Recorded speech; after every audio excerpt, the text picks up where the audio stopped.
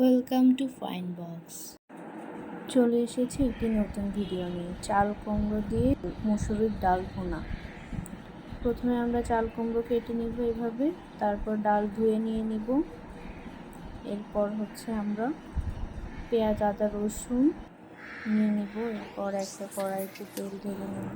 তেল গরম হয়ে আসার পরে আমরা পেঁয়াজ দিয়ে দিব।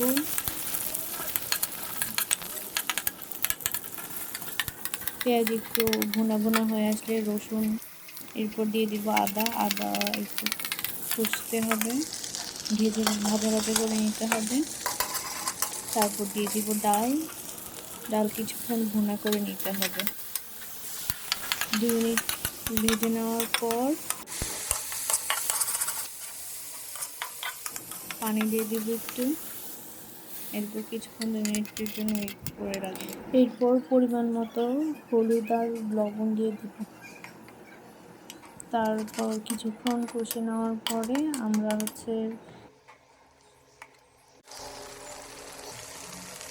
চাল কুমড়োটা দিয়ে দেব।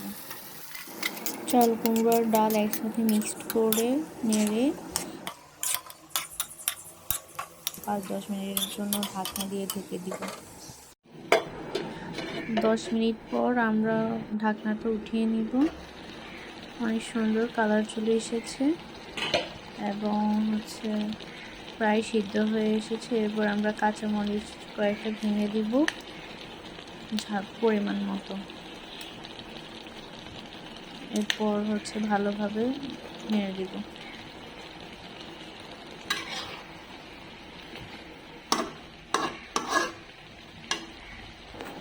এরপর আবার আমরা ঢাকনা দিয়ে ঢেকে দিব। কিছুক্ষণ পর আবার উঠিয়ে নেড়ে দিব, লেগে যাতে না যায়। এরপরে কিছুটা পানি দিয়ে নেড়ে ছেড়ে আবার ঢাকনা দিয়ে ঢেকে দিব। আবার ঢাকনা উঠিয়ে দেখব হয়েছে কিনা।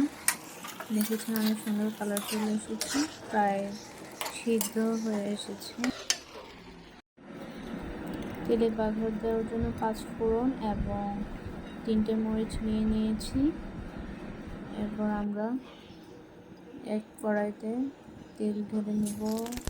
এরপরে 5 ফোড়ন এবং মরিচগুলো দিয়ে কিছুক্ষণ নেড়ে চেড়ে নেব। লালচে হয়ে আসলে আমরা এগুলো কুমড়োতে দিয়ে দেব। দিয়ে একটু কিছুক্ষণ নেড়ে চেড়ে সুন্দরভাবে সার্ভ করে নেব।